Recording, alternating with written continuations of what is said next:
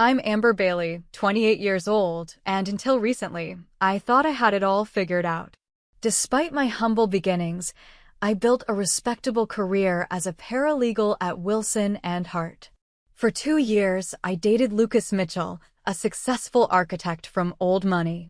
The class tension was always there, simmering beneath the surface, until one fateful dinner when his father called me street garbage to my face. What his father didn't know was that I had connections that could cancel the most important award of his medical career. Before I continue my story, let me know where you're watching from in the comments below. Hit that like and subscribe button if you've ever had to stand up to someone who underestimated you. Growing up in Westfield wasn't easy. It was the kind of neighborhood where sirens served as nightly lullabies and where dreams often stayed just that, dreams.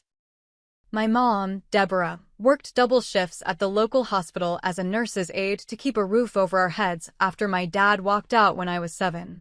She taught me that circumstances don't define you, your response to them does. By 16, I was juggling high school with weekend shifts at the local diner. The tips weren't great, but they helped with groceries and started my modest college fund. My regular customers watched me grow up, slipping extra dollars under their coffee cups with whispered encouragements to get out of this place, honey. My grades were my ticket out. While my friends were partying, I was studying. When graduation came, I was one of 3 students from my high school to get a partial scholarship to State University.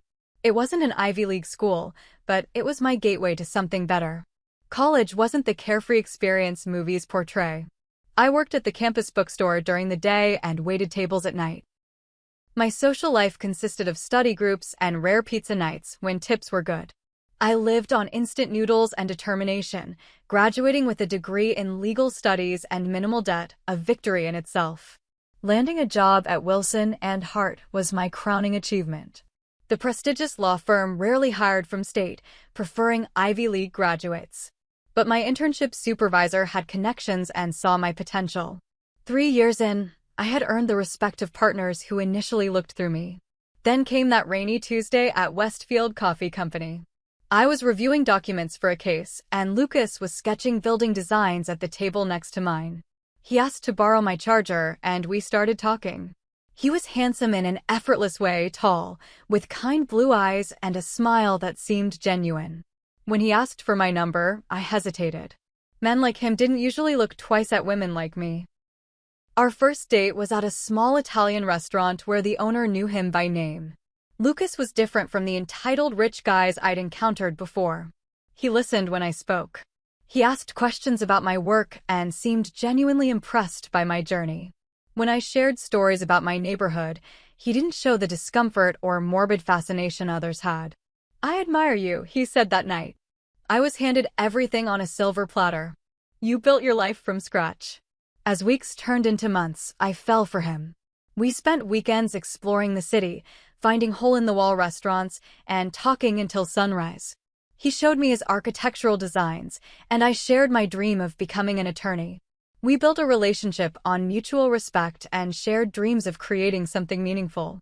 The class difference lingered in the background. It emerged in small moments. His casual mention of family vacations in the Maldives, his surprise that I'd never been to Europe, his automatic reach for the check without checking the total. But these were minor ripples in otherwise calm waters. 6 months in, Lucas mentioned Sunday dinner with his parents. "They'll love you," he assured me, but his eyes didn't match his confident words. The Mitchell estate was intimidating, a colonial mansion with perfectly manicured grounds in Oakwood Hills, the city's most exclusive neighborhood. Howard Mitchell answered the door with a firm handshake and calculating eyes that assessed my worth in seconds. Diane Mitchell's smile was practiced, her hug stiff and perfunctory. "Amber works at Wilson and Hart," Lucas said proudly during dinner. "As an attorney?" Howard asked. "A paralegal," I clarified. "How practical," Diane remarked, exchanging glances with her husband. The evening continued with subtle jabs disguised as curiosity. They asked about my people as if I were from a different species. When I mentioned my mother's nursing job, Howard commented on how those types of healthcare workers always had the most interesting stories, as if she were a character in a sitcom rather than a professional. That first dinner set the pattern. Every interaction with the Mitchells left me feeling inadequate. At a charity gala where Lucas brought me as his plus one, Diane introduced me to her friends as Lucas's friend who works in law, carefully avoiding the term girlfriend. At Christmas, Howard gave everyone thoughtful gifts while I received a generic department store scarf with the price tag accidentally left on, significantly less expensive than the others. "They need time," Lucas would say after each encounter. "They're from a different generation." I wanted to believe him. After all, Lucas never made me feel less than. He celebrated my promotions at work, encouraged my LSAT studies, and talked about our future as equals. When his friend Blake made a comment about Lucas slumming it, Lucas ended the friendship immediately. After 18 months together, during a weekend trip to the coast, Lucas proposed on the beach at sunset. The ring was beautiful, not flashy, but elegant, exactly my taste. In that moment, looking into his hopeful eyes, I believed we could overcome the class divide. I said yes, ignoring the small voice warning me about becoming a Mitchell. "We should celebrate with my parents," Lucas suggested on the drive back. "They've been asking about our future. This will show them how serious we are." I agreed, hoping the engagement would finally bridge the gap between their world and mine. Lucas called them immediately, and an engagement dinner was scheduled for the following weekend. "Mom's thinking about hosting an engagement party at the Oakwood Country Club," he mentioned casually. Nothing too extravagant. Just family, close friends, and some of Dad's hospital colleagues. The country club where memberships cost more than my annual salary. The place where people like me served drinks to people like them. I swallowed my discomfort and nodded, telling myself it was just one party. Our marriage would be ours, not theirs. If only I had recognized these moments for what they were, not just bumps in the road, but warning signs of the collision ahead. "My parents want us to come over for dinner Friday night," Lucas announced, his voice tinged with unusual excitement. "Dad says it's time to discuss wedding plans." I looked up from my LSAT practice test, stomach instantly nodding. "Both of them want this? Even your father?" "He specifically suggested it," Lucas grinned. "I think the engagement is finally making them see how serious we are. This could be a turning point, Amber." I wanted to share his optimism, but experience had taught me caution. Nevertheless, I marked the date on my calendar and began mentally preparing for another evening of subtle degradation. As Friday approached, my anxiety mounted.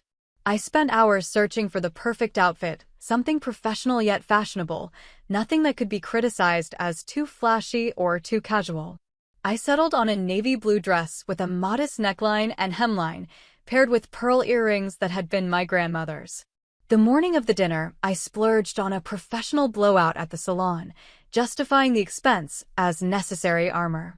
If I looked polished and put together, maybe they would finally see me as worthy of their son.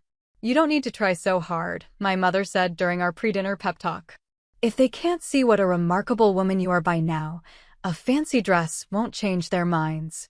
"I know, Mom," I sighed, applying another layer of mascara. "But this dinner is important to Lucas. If there's even a chance of building a better relationship with his parents, I need to try. Just remember who you are, Amber Bailey. You worked for everything you have. Don't let anyone make you feel small." After hanging up with my mother, I called Jessica, my best friend since high school. "Set your boundaries tonight," she advised firmly. "The moment you let them disrespect you is the moment it becomes acceptable. And once that line is crossed, it's hard to redraw it." "I know. I'll stand my ground if necessary," I promised, though uncertainty colored my voice. "And if Lucas doesn't back you up, that tells you everything you need to know about your future," she added. Her words stayed with me as I finished getting ready, uncomfortable in their truth. Lucas arrived precisely at 6, handsome in a tailored blazer. His eyes brightened when he saw me. "You look beautiful," he said, kissing me softly. The genuine admiration in his gaze momentarily calmed my nerves. During the drive to Oakwood Hills, Lucas maintained an unusually upbeat demeanor. "Mom asked what flowers you like." "I think she's warming up to the idea of a spring wedding." "That's surprising," I replied cautiously. He reached over to squeeze my hand. I know things have been tense, but they're trying, Amber. Dad even mentioned setting us up with his financial advisor to discuss our future. The gesture could be interpreted as controlling or helpful, depending on the intent. I chose to reserve judgment. Tonight will be different, Lucas assured me as we pulled into the circular driveway of the Mitchell estate. You'll see. The house loomed before us, windows glowing with warm light that somehow failed to make the place welcoming. Lucas led me to the door with his hand supportively on my lower back. Diane opened the door, her silk blouse and tailored slacks impeccable as always. "Lucas, darling," she cooed, embracing her son before turning to me with a practiced smile. "Amber, that dress is quite nice. Department store." "It's from a boutique downtown, actually," I replied, maintaining my smile despite the backhanded compliment. Howard appeared in the foyer, tumbler of whiskey already in hand. "The happy couple arrives," he announced with surprising cordiality. He shook Lucas's hand firmly before offering me a brief nod. "Amber." "Thank you for having me, Dr. Mitchell," I responded politely. "Howard, please," he insisted, though the invitation to use his first name felt more like a command than a gesture of familiarity.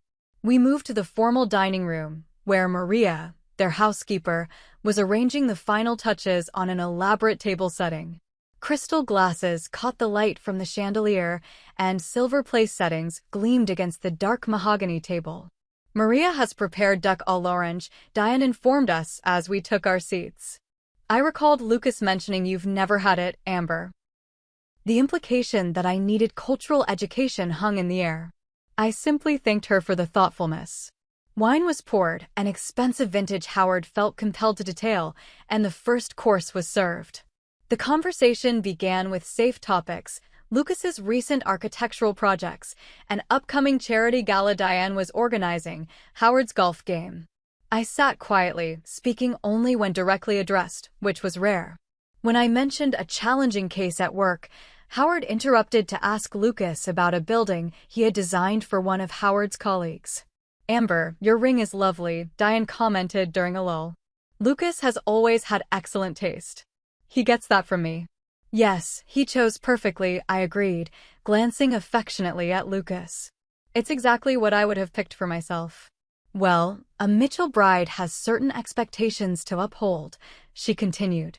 "Speaking of which, I've been considering color schemes for the engagement party. Spring tones, I think.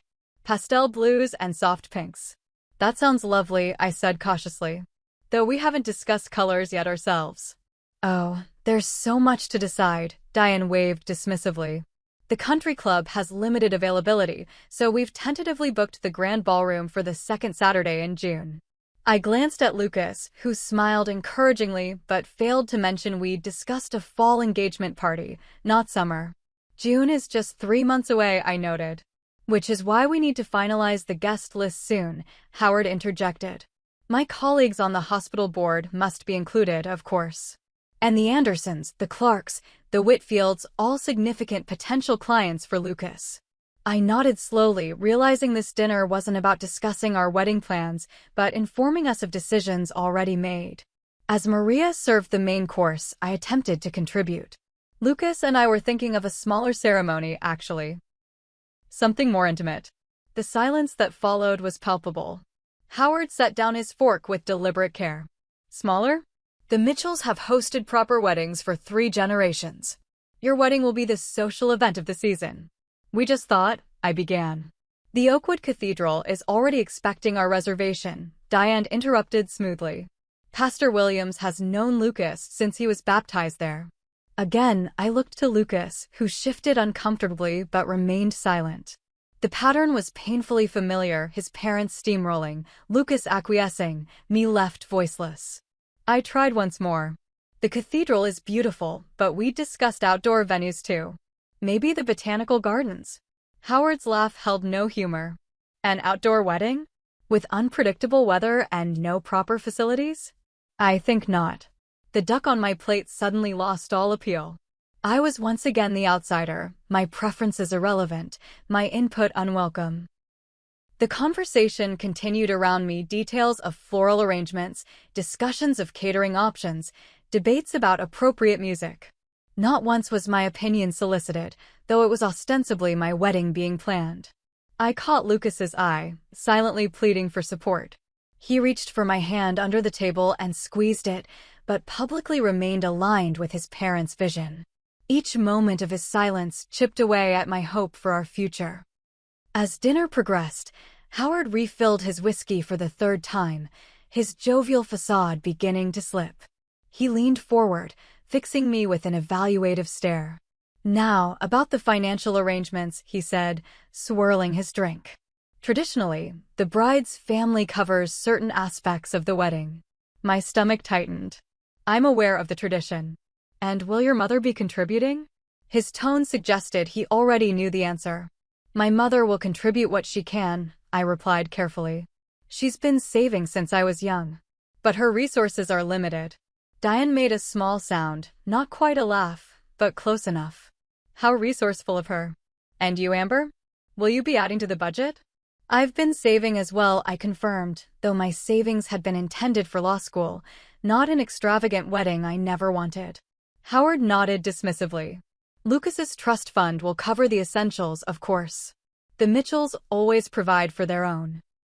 But it's important to establish expectations early.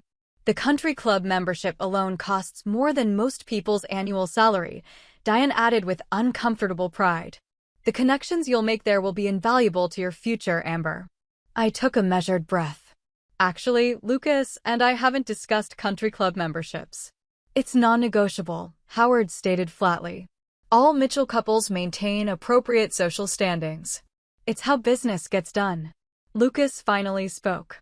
"Dad, Amber and I are still figuring out what works for us." "There's nothing to figure out," Howard countered. "The Mitchell way has served this family for generations." The conversation shifted to the guest list again. Howard had apparently drafted a preliminary list of 300 names. 300? I echoed, unable to hide my surprise. "That seems excessive." "Nonsense," Howard scoffed. "My hospital colleagues alone account for 50 guests. Then there are my golf club associates, Diane's charity board members, Lucas's prep school connections." "What about my guests?" I asked. "How many did you have in mind?" Diane inquired with feigned interest. "About 40, I said. My mother, some colleagues from the firm, friends from college, and my neighborhood." Howard's expression soured. "Your neighborhood?" "In Westfield." The way he said it, like Westfield was synonymous with disease, made my cheeks burn. "Yes. I have lifelong friends there." "Friends like who?" Howard pressed. "Jessica Barnes, for one.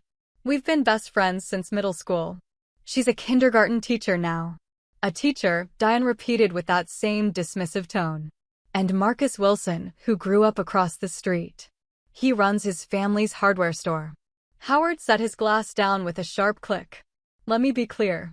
The Mitchell wedding is not the appropriate venue for Westfield personalities. Our guests include judges, surgeons, and business executives." "My friends are hardworking, good people," I defended, my voice steady despite my racing heart. "I'm sure they're very nice in their own way," Diane placated. "Perhaps a separate celebration would be more suitable for them." The implication was crystal clear. My people weren't good enough to mix with theirs. A segregated celebration to keep the classes from mingling. Lucas cleared his throat. "Mom, Dad, that's not." "Lucas, you know what's at stake," Howard interrupted. "Your career depends on the right connections. These are people who can commission buildings, who sit on boards that approve projects. You can't afford to alienate them with inappropriate guest selections." "Inappropriate?" I repeated, the word bitter on my tongue. "Let's be frank," Howard continued, alcohol loosening his carefully maintained veneer. "We've accepted that Lucas has chosen you, despite our reservations. We're making accommodations. But there are limits to what can be expected at a Mitchell function." The room seemed to still. Even Maria, who had entered to clear plates, froze momentarily before silently retreating. "What exactly are your reservations about me, Dr. Mitchell?" I asked, abandoning pretense. Howard exchanged glances with his wife before answering. "Your background is not what we envisioned for Lucas. We've worked hard to provide him with advantages, connections, a certain standing in society. And while your Climb from your circumstances shows admirable determination. There are fundamental differences in outlook, in priorities, in social understanding, in worth. I suggested quietly. Don't put words in my mouth, Howard warned, though his expression confirmed my interpretation. I think we should redirect this conversation, Diane suggested, her smile strained. The important thing is planning a wedding that reflects the Mitchell name appropriately. A name I'll be taking, I pointed out. Howard's face darkened. A name that comes with responsibilities and standards. Standards I apparently don't meet. Amber, Lucas cautioned softly. Howard drained his whiskey. Since we're abandoning pretense, let me be direct. We're willing to accept you into the family because Lucas insists. We're willing to finance a wedding far beyond what you could afford. We're willing to introduce you to people who can advance your career immeasurably. All we ask is that you recognize the opportunity you're being given and adapt accordingly. My hands trembled beneath the table. Adapt by erasing where I come from? By being ashamed of my friends and family? By understanding that certain elements of your past are better left there, in the past, Howard clarified coldly. The Mitchell name opens doors. It doesn't welcome street garbage through them. The slur hung in the air like poison. Complete silence enveloped the room. Diane's eyes widened slightly, though whether in shock at the statement or its public expression was unclear. Lucas sat frozen, his face pale. I sat perfectly still, blood rushing in my ears. In all the subtle and not-so-subtle insults over 2 years, none had been so nakedly contemptuous. The term cut through any pretense of acceptance. Street garbage. That's what he saw when he looked at me. Not an accomplished professional. Not a woman who loved his son. Not even a human deserving basic respect. Garbage from the streets. I placed my napkin carefully on the table and stood, legs unsteady but dignity intact. Thank you for dinner, I said, voice remarkably steady. And for the clarity. Lucas finally seemed to unfreeze. Amber, wait. Dad didn't mean. I meant exactly what I said, Howard interrupted. It's time someone spoke honestly here. Howard. Diane hissed, false propriety finally breaking. I walked out without another word, my heels clicking sharply against the marble floor. The cool night air hit my face as I stepped onto the porch, tears threatening, but held back by sheer determination. The door opened behind me. Lucas emerged, distress evident on his face. Amber, I'm so sorry. He's had too much to drink. He doesn't speak for me. But he does speak for your family, I replied. And you didn't say anything. You sat there while he called me garbage. I was shocked. I didn't know what to. 2 years, Lucas. 2 years of subtle and not-so-subtle reminders that I don't belong in your world. 2 years of you promising they'll come around. And now I know they never will, because in their eyes, I'll always be trash from the wrong side of town. That's not true, he insisted, reaching for my hand. I love you. We can work through this. I stepped back. When someone shows you who they are, believe them. Tonight, your father showed me exactly what he thinks of me. And you showed me exactly how much you're willing to stand up for me, which is not at all. That's not fair.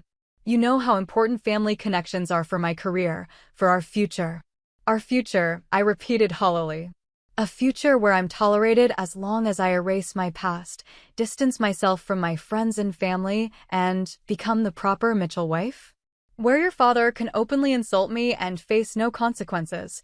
He'll apologize when he's sober, Lucas promised. Will he? Or will he just be more careful about saying it to my face? I pulled out my phone. I'm calling an Uber. I need space to think. Let me drive you home, he pleaded. No.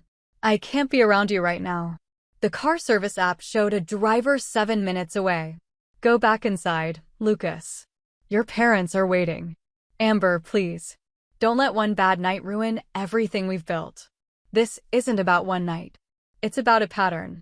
It's about what our life together would actually look like. My voice broke slightly.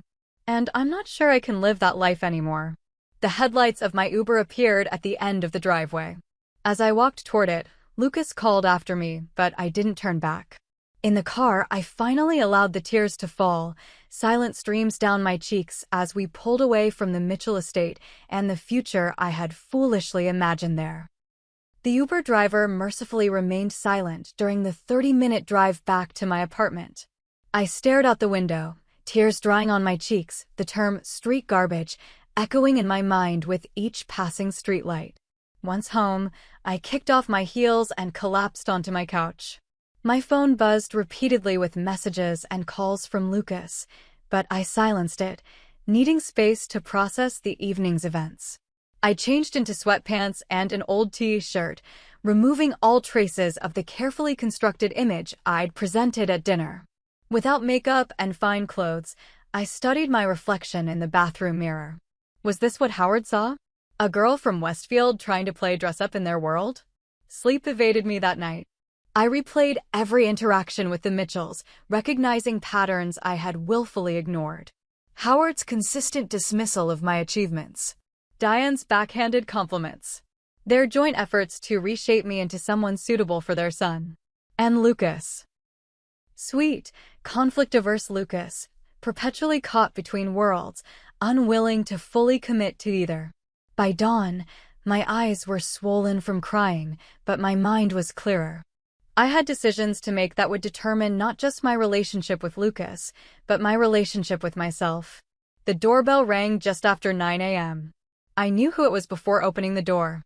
Lucas stood in the hallway, unshaven and tired, clutching a bouquet of pink peonies, my favorite flowers. "Can we talk?" I stepped aside to let him in, accepting the flowers without comment. "I didn't sleep at all," he began, pacing my small living room. "What my father said was inexcusable. I should have defended you immediately. I failed you, and I'm so sorry." "Why didn't you?" I asked simply. He ran his hands through his disheveled hair. I was shocked. I've never heard him speak that way. And then everything happened so fast. It may have been the first time he said it out loud, but it wasn't the first time he thought it, I pointed out. Your parents have made their feelings clear from day one. They're from a different generation, a different world. They don't understand people who haven't lived their privileged lives. Stop making excuses for them, Lucas. They understand perfectly well. They just don't respect anyone they consider beneath them. He sat heavily on my couch. I confronted them after you left. Dad tried to justify it at first, said he was just being honest. When I threatened to leave and not come back, he admitted he was out of line. But does he actually regret what he said, or just that he said it out loud? Lucas had no answer for that. This isn't just about one awful comment, I continued. It's about a pattern of behavior that would continue throughout our marriage. It's about the way your family views me and where I come from. It's about whether you're willing to stand with me as an equal partner or expect me to fit into their mold. I don't expect that, he protested. I love you for who you are. But you're willing to let them disrespect me to maintain family harmony. That's not love, Lucas. That's convenience. His shoulders slumped. What are you saying? I'm saying I need time to think about whether this relationship has a future. Amber, please. We can work through this. Maybe. But I need space to decide if that's what I want. I twisted the engagement ring on my finger. I won't be attending any events with your family until I've made that decision. Lucas looked stricken but nodded. Take whatever time you need. I'll wait. And I'll make it clear to my parents that their behavior has to change. After he left, I called my mother. Her shift had just ended, and she arrived at my apartment an hour later, arms open for the hug I desperately needed. I recounted the previous night's events, including the street garbage comment. Mom's expression hardened, but she wasn't surprised. People like Howard Mitchell believe they're superior by birthright, she said, squeezing my hand. No achievement of yours will ever be enough because, in his mind, your worth was determined by where you were born and to whom. What should I do, Mom? She sighed. Only you can answer that, honey. But I will say this. Marriage is hard enough without marrying into a family that sees you as beneath them. And a man who won't stand up for his wife to his parents won't stand up for her to anyone. Her words stayed with me as I called Jessica, who came over that evening with ice cream and righteous indignation. I knew that family was trouble from the start, she fumed. Howard Mitchell may be a renowned surgeon, but he's still trash in a $1,000 suit. Despite my hurt, I smiled at her fierce loyalty. I love Lucas, I admitted. But I'm starting to wonder if that's enough. Love without respect is just attachment, Jessica said, handing me a spoon. You deserve both.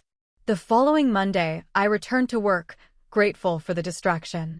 During lunch, my colleague Diana noticed my subdued mood and invited me to join her. Relationship troubles? She guessed astutely.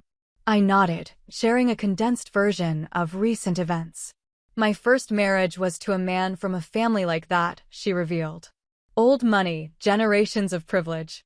They never accepted me, despite my Harvard law degree, because my parents were immigrants who owned a restaurant. What happened? We lasted 3 years. Every holiday was tense, every family event a reminder that I didn't belong.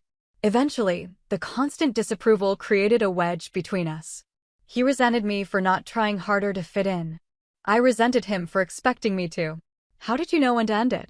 I asked. When I realized I was becoming someone I didn't recognize. Someone smaller, less confident, always apologizing for taking up space in their world. She smiled sadly. The day I filed for divorce was the day I reclaimed myself. That evening, scrolling mindlessly through social media to distract myself, I came across a post from Oakwood Memorial Hospital. They were announcing their annual Medical Excellence Gala, where Howard Mitchell would receive the Distinguished Service Award and a $500,000 research grant. The post included a quote from Howard about upholding the highest standards in both medicine and community service. The hypocrisy was staggering. As I stared at Howard's smiling face in the accompanying photo, something clicked into place. Through my work at Wilson and Hart, I had helped prepare documents for several board members of Oakwood Memorial. One of them, Evelyn Parker, had specifically mentioned chairing the awards committee. An idea began to form. Not revenge exactly, but accountability. If Howard's highest standards included demeaning people based on their socioeconomic background, perhaps the awards committee should know who they were really honoring. I closed the app, conflicted about using professional connections for personal matters. Was it unethical? Would it make me as bad as Howard? I called Jessica to discuss my dilemma. It's not about revenge, she said after listening carefully. It's about consequences. Men like Howard Mitchell go through life believing they can say and do whatever they want without repercussions. Why should this be any different? Because it would affect Lucas too, I pointed out.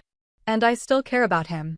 Lucas has benefited from his father's reputation and connections his entire life. Maybe it's time he experienced the other side of that equation.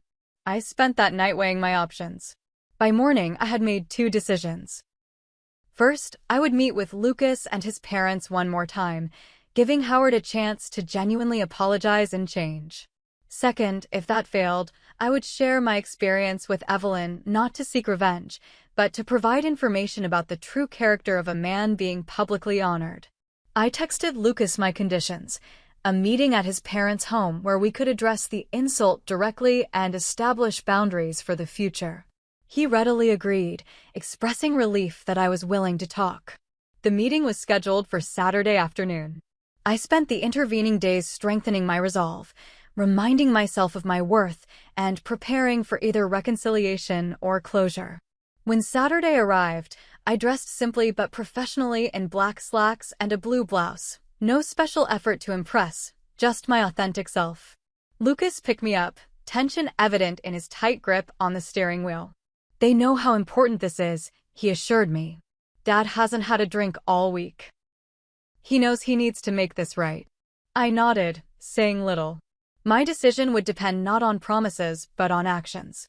The Mitchell estate looked different in daylight, less intimidating, more like what it was, an expensive house owned by flawed people. Howard and Diane waited in the formal living room, both dressed as if for a business meeting. Amber, Diane greeted me with a stiff nod. Thank you for coming. Howard stood as I entered, his expression unreadable. Please sit down. I took a seat on the sofa, Lucas beside me.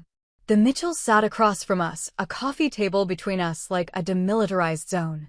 Lucas tells us you wanted to address what happened at dinner, Howard began, his tone measured.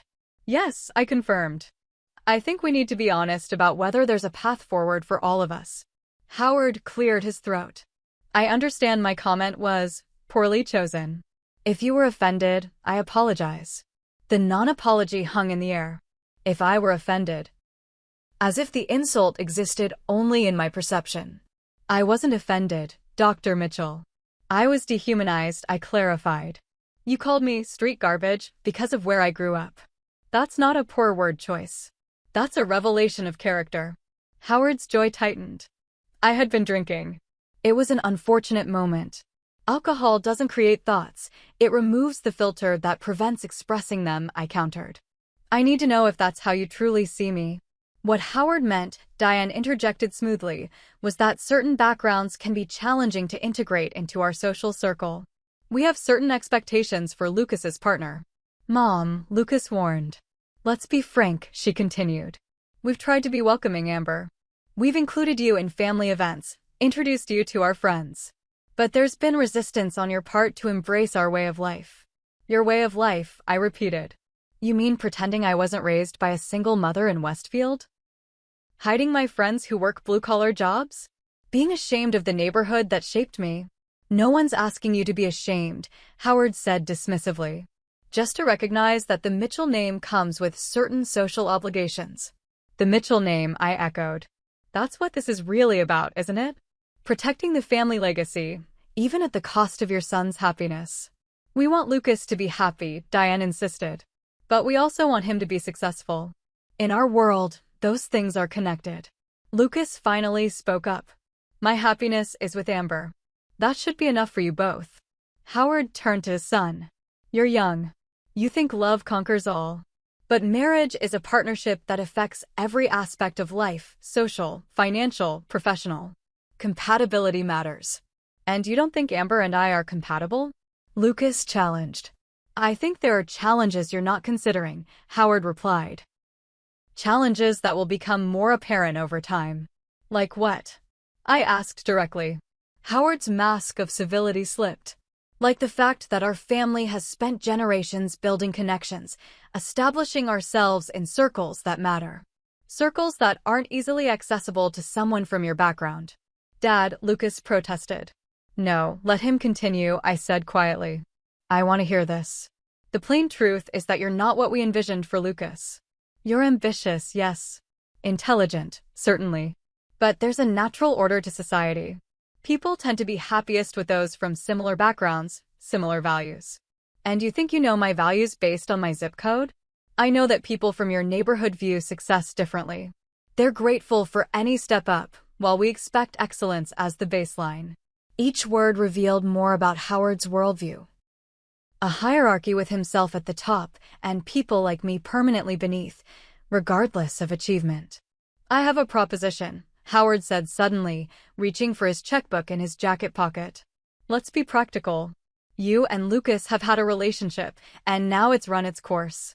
To ease the transition, I'm prepared to offer financial assistance.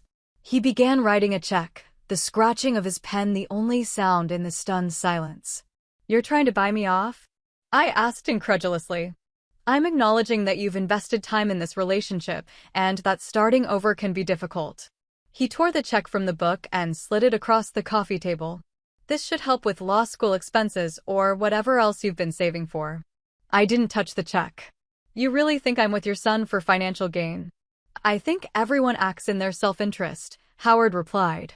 There's no shame in recognizing an opportunity when it presents itself. Lucas exploded from the couch. That's enough. You've gone too far, Dad. Apologize to Amber right now. I'm simply being honest, son. Something I should have done from the beginning instead of hoping this phase would pass naturally. This phase is the woman I love, Lucas shouted. The woman I want to marry. You can find someone more suitable, Howard dismissed. Someone from our social circle who understands our traditions, our expectations. I don't want anyone else. While they argued, I slipped the engagement ring from my finger and placed it on the coffee table beside the untouched check. The small clink of diamond against glass drew everyone's attention. I'm not for sale, Dr. Mitchell, I said, standing. And I won't spend my life trying to prove my worth to people who decided I had none before they ever met me. Amber, no, Lucas pleaded, reaching for the ring. Don't do this. I looked at him with genuine sadness. I love you, Lucas. but I love myself more. And I deserve better than to be tolerated by your family. We can make this work without them, he insisted. Can we? You depend on your father's connections for your career. You've never stood up to him before today. How long until you resent me for the rift I've caused? This isn't about you. It's about their prejudice. A prejudice you've enabled by silence. I turned to Howard and Diane. Thank you for showing me exactly what my future would have been in this family. It's the most honest thing you've ever done for me. With dignity intact, I walked to the door. Lucas followed, grabbing my arm gently. Please don't leave like this, he begged, tears in his eyes. I'll fix this, I promise. I touched his face one last time. Some things can't be fixed, Lucas. They can only be accepted. And I can't accept this. I walked to my car alone, my heart breaking, but my spirit oddly unburdened. As I drove away from the Mitchell estate, I realized I was also driving away from a future of compromise and conditional acceptance, a future where I would always be the outsider, the girl from Westfield who didn't belong. My apartment felt both empty and peaceful that evening. I ordered takeout, opened a bottle of wine, and allowed myself to fully feel the grief of ending a relationship I had believed would last forever. Lucas called repeatedly, each voicemail more desperate than the last. He had confronted his parents again after I left, he said. He was looking for his own apartment, cutting financial ties. He would prove he could choose me over them. I listened but didn't call back. These were promises made in the heat of emotion, and I doubted their staying power. Howard held too much influence over Lucas's career, his social standing, his entire worldview. Realistically, any rebellion would be temporary. Monday morning brought unexpected clarity. I woke feeling lighter, as if setting down a burden I hadn't realized I was carrying. For 2 years, I had unconsciously diminished parts of myself to fit into Lucas's world. Now I could reclaim those pieces. At work, I requested a meeting with Thomas Wilson, the senior partner who had taken an interest in my career. I'm planning to take the LSAT this fall, I told him. I wanted your advice on law school applications. His support was immediate and enthusiastic. Wilson and Hart has a scholarship program for promising paralegals. With your performance record, you'd be a strong candidate. For the first time in weeks, I felt excitement about my future, a future I was building on my own terms. That afternoon, Lucas appeared at my office, eyes red-rimmed and pleading. Just 5 minutes, he requested. Please. We walked to a nearby coffee shop, where he laid out his plan. He had placed a deposit on an apartment downtown, away from Oakwood Hills. He was reaching out to independent clients not connected to his father. He was prepared to build a life separate from his parents' influence. I love you, he insisted. I'll prove that's enough.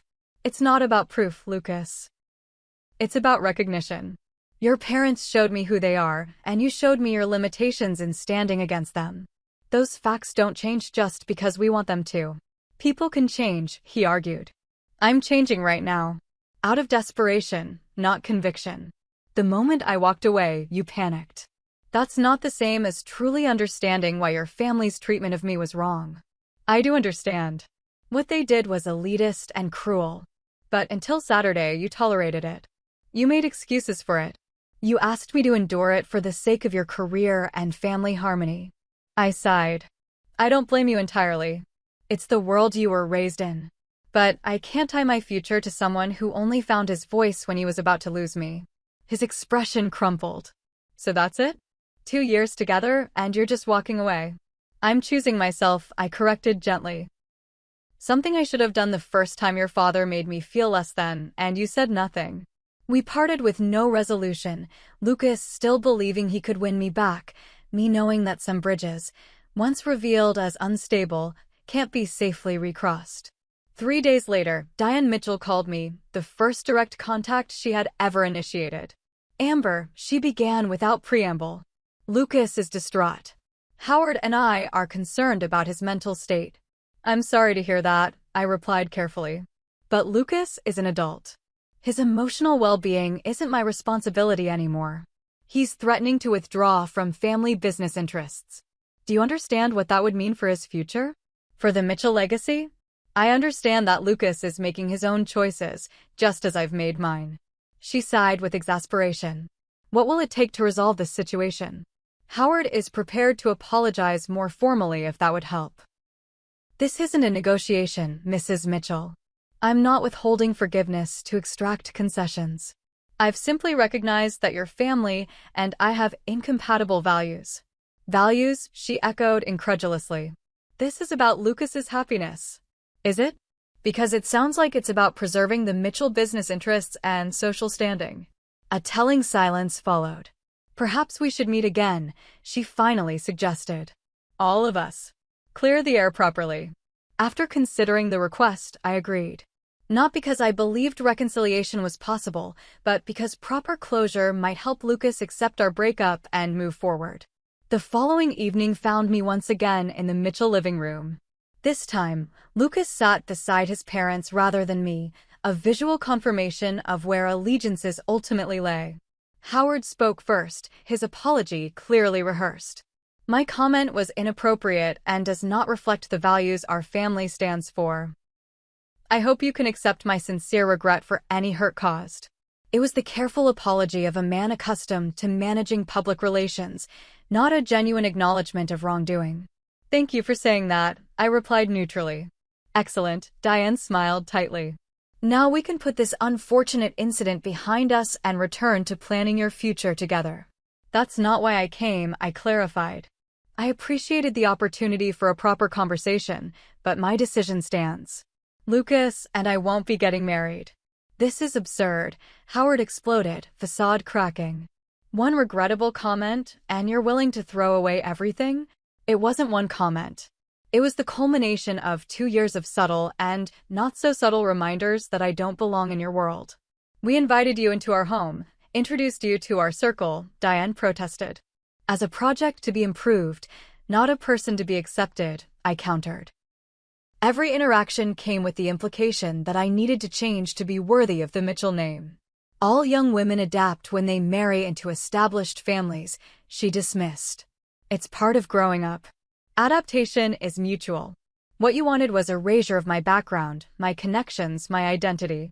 Howard's patience visibly thinned. Let's be practical. Lucas has certain responsibilities as a Mitchell. The family name opens doors, creates opportunities. But it also comes with expectations. Expectations that apparently include marrying someone from the right background, I noted. Someone who understands the social dynamics, yes, Howard confirmed unapologetically. Someone who enhances rather than complicates his professional prospects. Lucas shifted uncomfortably. Dad, you're not helping. I'm being honest, which is apparently what Amber wants. Howard leaned forward. The truth is, your relationship was always going to face challenges because of these differences. Better to recognize that now than after years of trying to force compatibility that isn't there. His candor was almost refreshing in its naked prejudice. He truly believed people should remain in their assigned social stations. I appreciate your honesty, I said. And I agree that compatibility is essential in marriage. Lucas and I are compatible as individuals, but not within the constraints your family imposes. What does that mean? Lucas asked. It means that who you are with me one-on-one is different from who you are as Howard Mitchell's son. And ultimately, you can't separate those identities. Howard nodded approvingly. Finally, some sense. You see it now, don't you? The insurmountable differences. The only insurmountable difference is that I refuse to devalue myself to meet your arbitrary standards of worth, I clarified. And Lucas lacks the courage to stand against those standards. I am standing against them. Lucas protested. I'm moving out, seeking independent clients. Temporarily, I interrupted gently. Until this blows over and you can return to the comfort and privilege of being a Mitchell.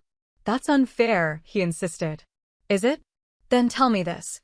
If your father threatened to disinherit you completely, no connections, no trust fund, no family name advantage, would you still choose me? His hesitation was answer enough. Howard actually smiled. He's being realistic. The Mitchell name is worth millions in connections and opportunities. No sensible person would abandon that for a romantic notion. And that's where we fundamentally disagree, I said, standing to leave. Because I believe human dignity isn't negotiable. I believe love that comes with conditions isn't love at all. And I believe the Mitchell name, for all its prestige, isn't worth the cost of admission. Where are you going? Lucas asked desperately. Home. This conversation has clarified what I already knew. I turned to Howard. Your apology is accepted but changes nothing. Your values and mine are incompatible. I handed Lucas a small box containing the few belongings he had kept at my apartment. I wish you well, Lucas. I hope someday you find the courage to define success on your own terms, not your father's. Howard stood as I headed for the door.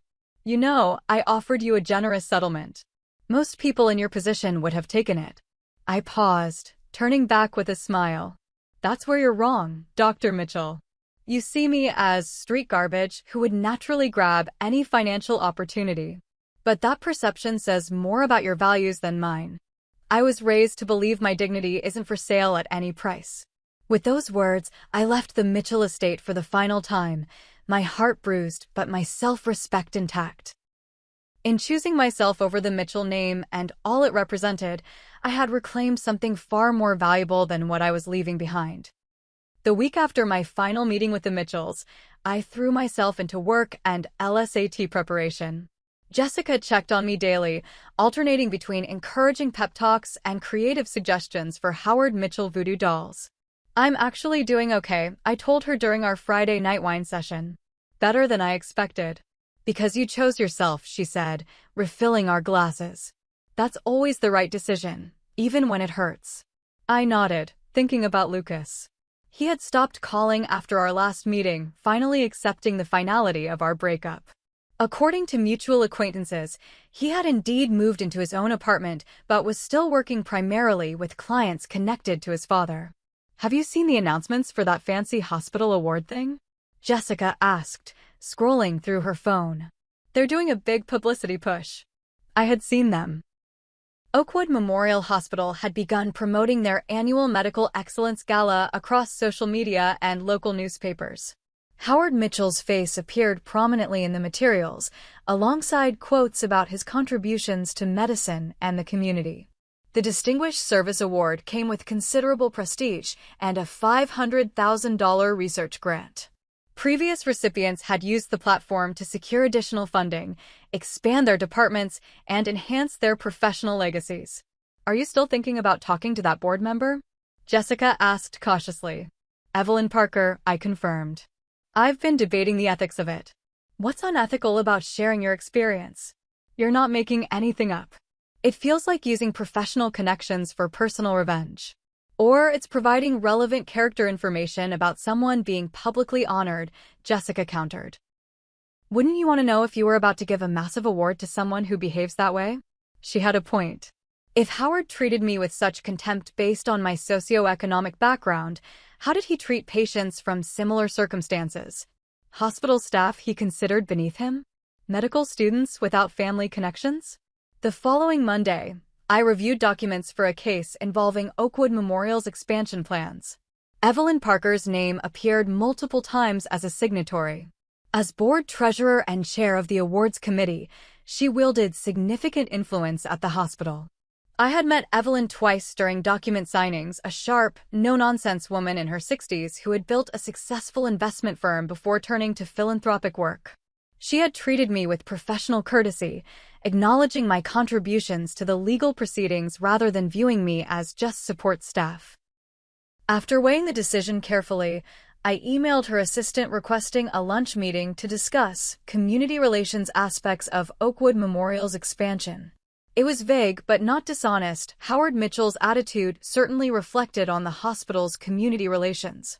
To my surprise, Evelyn accepted, suggesting a restaurant near my office for the following week. I prepared meticulously, organizing my thoughts to ensure I presented facts without appearing vindictive. The restaurant was upscale but not ostentatious, white tablecloths and discreet service that allowed for private conversation. Evelyn arrived precisely on time, elegant in a tailored suit that spoke of wealth worn with comfortable confidence rather than flashy display. Amber Bailey, she greeted me with a firm handshake. I remember you from the zoning meetings. Thomas speaks highly of your work. We ordered lunch and made small talk about the firm, the hospital expansion, and mutual professional acquaintances. Evelyn was direct but engaging, asking thoughtful questions about my career aspirations. Thomas mentioned you're preparing for law school, she noted. Criminal law? Corporate, with a focus on nonprofit governance, I replied. I find the intersection of business efficiency and social good fascinating. She nodded approvingly. A growing field with real impact potential. Now, you mentioned community relations in your email. I'm curious about your perspective. The opening was perfect. I took a measured breath. Ms. Parker, my interest in community relations is both professional and personal. Professionally, I've observed that institutions often struggle to truly connect with diverse socioeconomic communities. Personally, I've experienced how those barriers manifest. Go on, she encouraged, her expression attentive. Are you familiar with Dr. Howard Mitchell? A slight narrowing of her eyes was the only indication of surprise at the shift in topic. Of course. Chief of Cardiovascular Surgery and this year's Distinguished Service Award recipient. May I share something in confidence? Not as a paralegal from Wilson and Hart, but as a community member with relevant information. She studied me for a moment before nodding. I value candor, Ms. Bailey. I recounted my experience with Howard Mitchell, sticking to factual events without emotional embellishment. The pattern of elitist behavior. The clear disdain for my background. The street garbage comment that revealed his true perspective. His attempt to buy me off when I ended the engagement with his son. Evelyn listened without interruption, her expression revealing nothing. When I finished, she placed her napkin beside her plate with deliberate precision. That's a troubling account, she said finally. May I ask why you're sharing this with me specifically? Because the Distinguished Service Award recognizes not just medical achievement, but character and community impact, I replied honestly. I believe the committee should have complete information when making such decisions. And this isn't about personal vindication, she probed. I won't pretend I'm not hurt by Dr. Mitchell's behavior, I acknowledged. But my concern is broader. If he views people from certain neighborhoods as inherently less valuable, how does that affect his approach to patient care? To mentoring medical students from diverse backgrounds? To hospital policies that impact underserved communities? Evelyn nodded slowly. Valid questions. Do you have any documentation of these incidents? I hesitated. Some. Text messages from Lucas acknowledging his father's behavior. Emails where Dr. Mitchell dictated wedding terms with clear classist undertones. Would you be willing to share those? If necessary, yes. Though I'd prefer this conversation remain confidential. Understood. She sipped her water thoughtfully. You should know, Amber, that yours isn't the first concerning report about Howard Mitchell's interpersonal conduct. This surprised me. It isn't. The board has received complaints from nursing staff about dismissive treatment. From patients who felt their concerns were minimized. From medical students without connections who described unequal mentoring opportunities. She sighed. Brilliant surgeons aren't always brilliant human beings. Then why honor him? His surgical outcomes are exceptional. His research contributions significant. And frankly, his family name carries weight with donors. She met my eyes directly. But the Distinguished Service Award explicitly recognizes character and community impact, not just technical skill. So what happens now? I asked. The awards committee will need to review this information. Confidentially, of course. She reached for her purse, extracting a business card. If you're willing to provide those texts and emails, please send them directly to me. I'll ensure they're handled appropriately. That evening, I forwarded the relevant documentation to Evelyn, feeling neither triumph nor regret, just a quiet certainty that I was doing the right thing. This wasn't about hurting Howard Mitchell. It was about upholding the integrity of an award meant to recognize genuine service. 2 weeks passed without further communication from Evelyn. I focused on work and LSAT preparation, gradually rebuilding my life without Lucas. We had no contact, though mutual friends reported he seemed withdrawn and uncommitted to the independent path he had claimed to be forging. Then, browsing local news one evening, I saw the headline, Oakwood Memorial Hospital postpones Distinguished Service Award pending review. The brief article stated that the awards committee had received new information requiring evaluation and would delay the presentation originally scheduled for the upcoming gala. No recipient was named, though Howard had previously been announced. My phone rang almost immediately. Lucas. After a moment's hesitation, I answered. Did you do this? He demanded without preamble, voice tight with anger.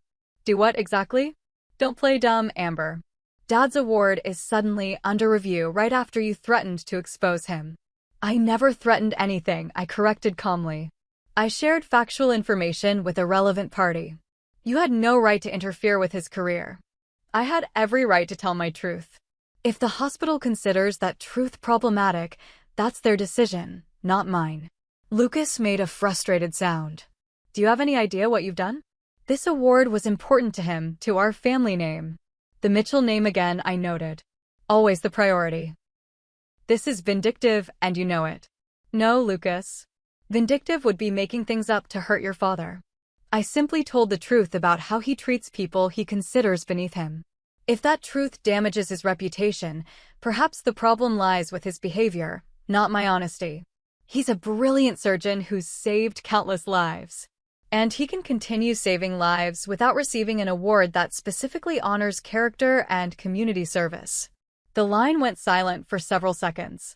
When Lucas spoke again, his voice was quieter but still tense. Dad's furious. He's convinced you orchestrated this to punish him. Of course he believes that, I said sadly. He can't imagine I acted from principle rather than pettiness, because that's not how he operates. Everything is transactional to him, power, status, even relationships. He wants to know who you talk to. That's confidential. Amber, please. He's making himself sick over this. The board is reviewing his entire professional history. For a moment, I felt a flicker of doubt. Had I gone too far? But then I remembered Howard's cold eyes as he called me street garbage, his smug certainty as he tried to buy me off, his lifelong pattern of judging human worth by zip code and family name. I'm sorry this is difficult for your family, I said sincerely. But I won't apologize for speaking truth to power. That's something my street garbage upbringing taught me. I ended the call, emotions conflicted. I hadn't wanted to hurt Lucas, who was as much a product of his upbringing as I was of mine. But I couldn't regret holding Howard accountable, perhaps for the first time in his privileged life. The following week, Evelyn Parker requested another meeting, this time at her office. The board had conducted a thorough review, interviewing hospital staff across departments about Howard Mitchell's professional conduct. The pattern was consistent, she informed me. Respectful treatment of those he considers peers or superiors. Dismissive, sometimes demeaning behavior toward those he considers beneath him, particularly staff from diverse backgrounds and patients from lower-income neighborhoods. I'm not surprised, I admitted. But I'm sorry to hear it confirmed. The board has decided to award the Distinguished Service Honor to Dr. Elena Rodriguez instead. Her clinical outcomes match Dr. Mitchell's, and her community outreach program has significantly improved cardiac care access in underserved neighborhoods. I nodded, feeling a complex mix of vindication and sadness. How did Dr. Mitchell take the news? Poorly, Evelyn admitted. He threatened legal action initially, though his attorney likely advised against it since a lawsuit would make the board's findings public. She studied me thoughtfully. You took a significant risk sharing your experience, Amber. That took courage. It felt necessary, I replied simply. As I left Evelyn's office, my phone buzzed with a text from an unknown number. It was Howard Mitchell. Congratulations. You've managed to damage a reputation built over 30 years of saving lives. I hope your vendetta brought you satisfaction. I didn't respond. There was nothing to say to a man who still couldn't see that his own actions, not my reporting of them, had damaged his reputation. Some people never learn, regardless of how many expensive degrees hang on their walls. That evening, I deleted Howard's text and blocked the number. The Mitchell chapter of my life was closing, and I was ready to write my own story moving forward, one where I define success not by external validation, but by remaining true to my values and honoring where I came from.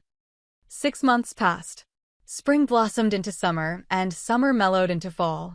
The leaves in the city park near my apartment turned brilliant shades of gold and crimson, a visual reminder of life's continuous transformations. Professional changes accompanied the seasonal shift. Thomas Wilson had made good on his promise to support my law school aspirations, recommending me for the firm's scholarship program. With financial concerns eased, I focused on LSAT preparation with renewed determination, scoring in the 170s on practice tests. "You're a natural," Thomas commented after reviewing my mock results. Harvard material, without question. The compliment meant more coming from him, a Harvard law graduate who had built his career on merit rather than connections. He had become a mentor, offering guidance that extended beyond test preparation to career strategy and professional development. My personal life found new equilibrium as well. The sharp pain of ending things with Lucas had gradually dulled to occasional wistfulness. I still believed we had loved each other genuinely, but love alone couldn't bridge fundamental differences in values and character. Jessica remained my steadfast supporter, celebrating my successes and providing perspective during moments of doubt. My mother, too, stood firmly in my corner, her pride evident in daily texts and weekly dinner dates where she listened attentively to my law school plans. "You were always meant for more than most people could see," she told me during one such dinner. "But you never forgot where you came from. That's your strength, Amber." The Mitchell family had faded from my daily thoughts. Occasionally, I would see Howard's name in medical journals or Lucas's architectural firm mentioned in business publications, but these sightings no longer triggered emotional responses. They were simply people I had once known, now traveling separate paths. Until that rainy Tuesday, exactly 2 years after Lucas and I had met, when I entered Westfield Coffee Company and found him sitting at his old table, architectural sketches spread before him. He looked up as the door chimed, recognition flashing across his face. For a moment, we both froze, unsure of protocol for this unexpected reunion. "Amber," he said finally, standing. "Lucas," I acknowledged, polite but distant. "How are you?" "Good. I mean, okay." He gestured to the empty chair across from him. "Do you have a minute?" I hesitated but nodded, curiosity outweighing caution. I ordered my usual latte before joining him, noting the changes in his appearance. He looked thinner, more serious, the boyish charm replaced by something more substantial. "I've been hoping to run into you," he admitted. I wasn't sure if calling would be welcome. "It's been a while," I said neutrally. 6 months, 2 weeks. He offered a self-deprecating smile. "Not that I've been counting." The silence stretched between us, filled with unspoken questions. "I moved out permanently," he said finally. "Got my own place downtown. Small architectural studio focusing on sustainable urban housing." "That sounds meaningful," I replied, genuinely impressed. "Separate from your father's connections?" "Completely." He met my eyes directly. It was time to build something on my own terms. "What prompted the change?"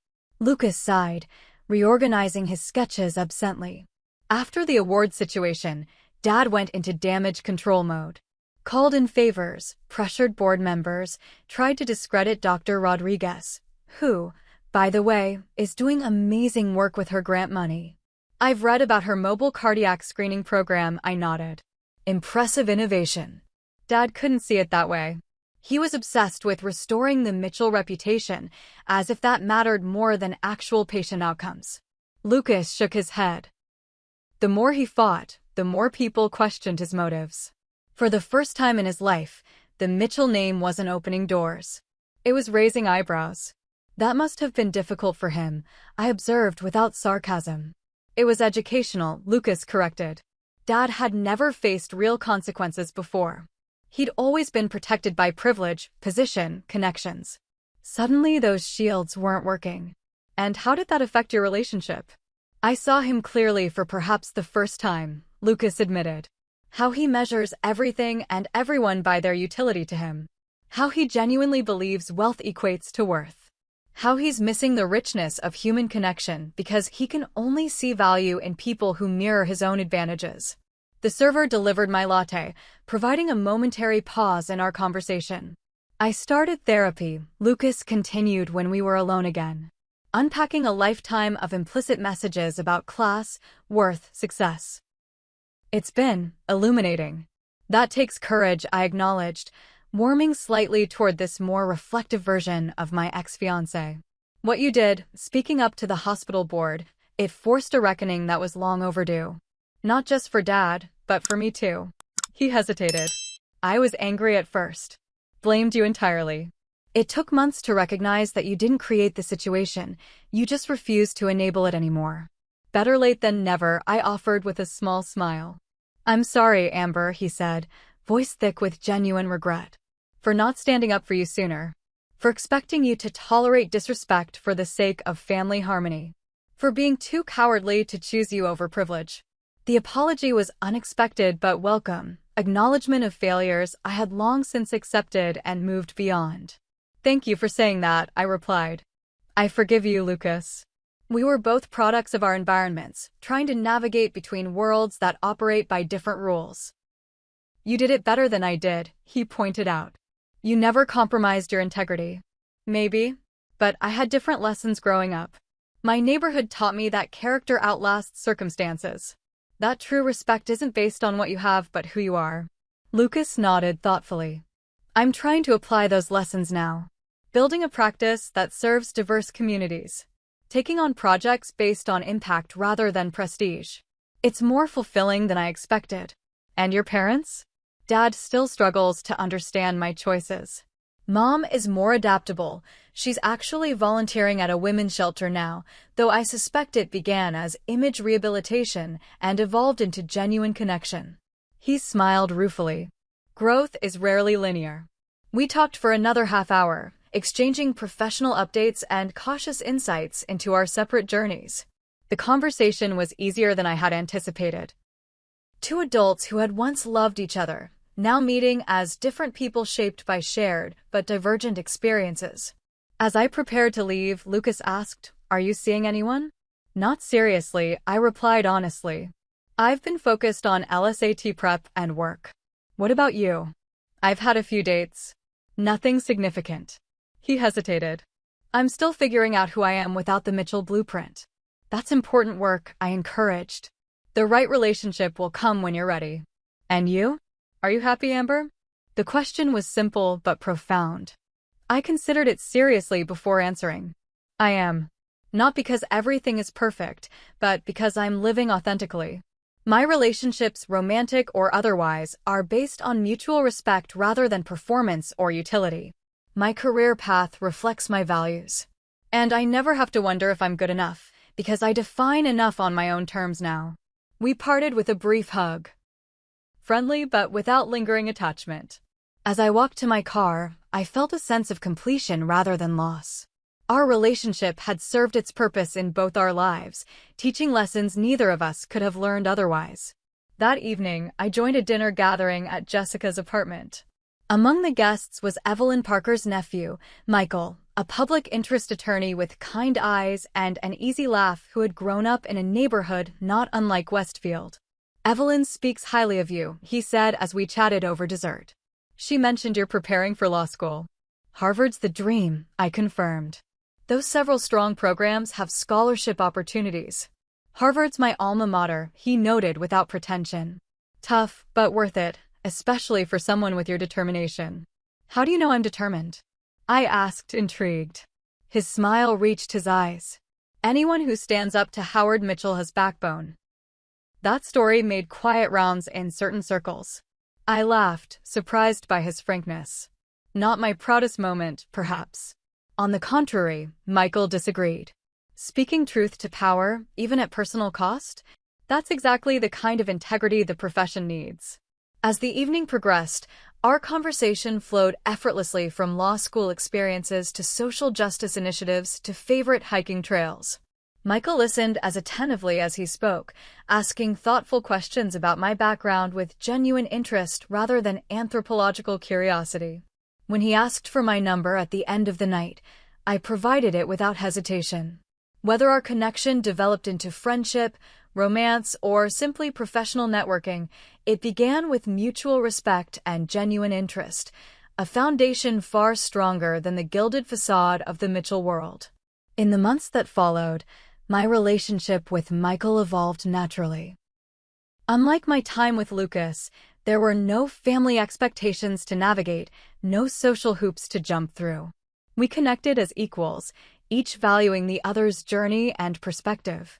My friendship with Evelyn Parker flourished as well, evolving into a mentorship that proved invaluable as I navigated law school applications and career planning. She introduced me to her network of legal professionals, arranging informational interviews that provided insight into various specialties within corporate and nonprofit law. "You have something many privileged law students lack," she told me during one of our monthly lunches. "Authentic understanding of how policies impact real communities. That perspective is invaluable in creating meaningful change."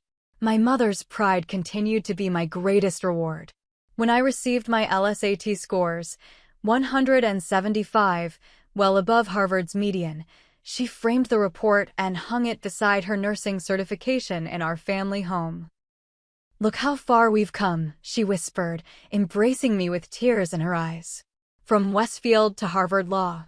The journey wasn't complete, of course. Law school would bring new challenges, new tests of character and resilience. But I faced the future with confidence rooted in self-knowledge and hard-won wisdom.